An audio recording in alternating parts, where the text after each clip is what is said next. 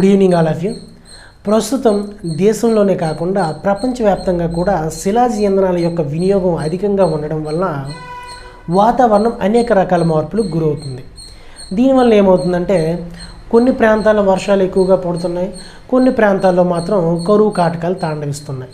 ఇటువంటి నేపథ్యంలో అందుబాటులో ఉన్నటువంటి నీటిని సమర్థవంతంగా వినియోగించుకుంటూ వ్యవసాయంలో అధిక ఉత్పాదకతను సాధించడానికి సూక్ష్మ సేద్యం అనేది ఎంతగానో ఉపయోగపడుతుంది. బిందు సేద్యము, తుంపర సేద్యము అంటే డ్రిప్ ఇరిగేషన్, స్ప్రింక్లర్ ఇరిగేషన్లు అనేవి ఈ సూక్ష్మ సేద్యంలో భాగంగా చెప్పుకోవచ్చు. ప్రస్తుతం దేశవ్యాప్తంగా వ్యవసాయ భూమి అంటే సూక్ష్మ సేద్యం కింద అత్యధిక వ్యవసాయ భూమిని కలిగి ఉన్నటువంటి రాష్ట్రాలు ఏంటి అంటే కర్ణాటక, రాజస్థాన్, తమిళనాడు, గుజరాత్, ఆంధ్రప్రదేశ్ 5వ స్థానంలో ఉంది. ప్రస్తుతానికి 3.05 లక్షల హెక్టార్లు సూక్ష్మ సేద్యం కింద ఆంధ్రప్రదేశ్లో ఉంది. ఇక ఈ సూక్ష్మ సేద్యం వల్ల కలిగేటువంటి ప్రయోజనాలు ఏంటంటే సాగునీటి వృధాను అరికట్టవచ్చు, దీంతో పాటుగా వ్యవసాయ కూలీల యొక్క వ్యయాన్ని తగ్గించవచ్చు, దానివల్ల రైతుల యొక్క ఆదాయం కూడా పెరుగుతుంది. ఇంకా పంట యొక్క ఉత్పాదకతను కూడా సూక్ష్మ సేద్యం ద్వారా పెంపొందించుకోవచ్చు.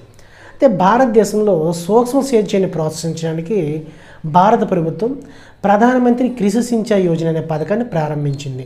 PMKSY ప్రధానమంత్రి కృషి సించాయి యోజన. దీన్ని 2015 జూలైలో ప్రారంభించింది. ఇది ministry of agriculture and farmer welfare అనే మంత్రిత్వ శాఖ కింద పనిచేస్తుంది. ఇది 2 దశల్లో ఈ ప్రధానమంత్రి కృషి సించాయి యోజనని 2 దశల్లో అమలు చేశారు.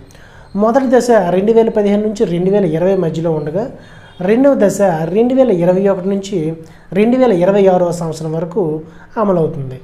ఈ మొదటి దశకు 50,000 కోట్ల బడ్జెట్ని కేటాయించగా రెండవ దశలో 93,000 కోట్ల బడ్జెట్ని కేటాయించడం జరిగిందన్నమాట. ఇక ఈ ప్రధానమంత్రి కృషి సించాయి యోజన యొక్క ప్రధాన ఉద్దేశం ఏంటంటే నీటి సామర్థ్యాన్ని అంటే పొలాల్లో నీటి వినియోగ సామర్థ్యాన్ని మెరుగుపరుచుకోవడం మరియు సాగునీటి విస్తీర్ణాన్ని విస్తరించడం, దీంతో పాటుగా నీటి సంరక్షణ పద్ధతులను ప్రోత్సహించడం అనేది దీని యొక్క ప్రధాన ఉద్దేశం.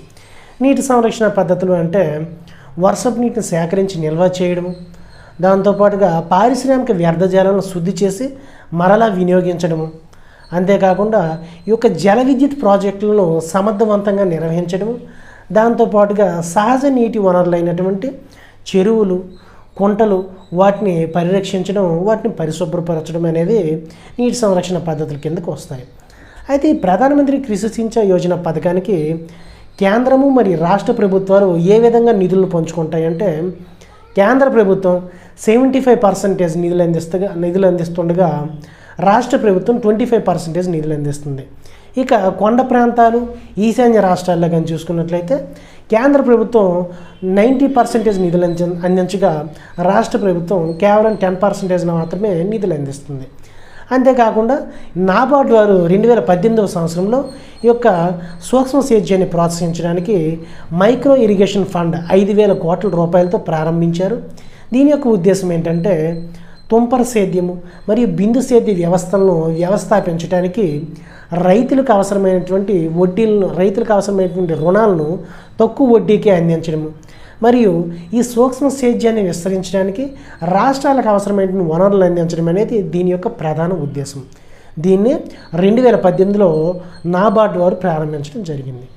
ఇక వ్యవసాయ భూములకి నీటి వసతుల కల్పనలో మొదటి స్థానంలో బావులు ఉండగా రెండవ స్థానంలో కాలువలు, మూడవ స్థానంలో చెరువులు ఉన్నాయి.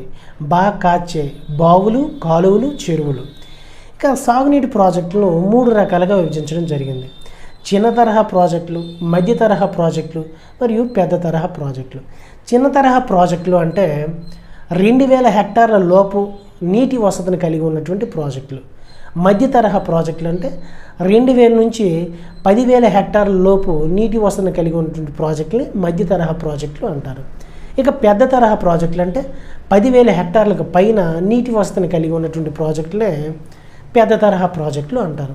ఇది సూక్ష్మ సేద్యానికి సంబంధించిన సమాచారం మరియు ప్రధానమంత్రి కృషి సించాయి యోజన, అదేవిధంగా 2018లో నాబార్డు వారు ప్రారంభించినటువంటి మైక్రో ఇరిగేషన్ ఫండ్కు సంబంధించినటువంటి సమాచారం.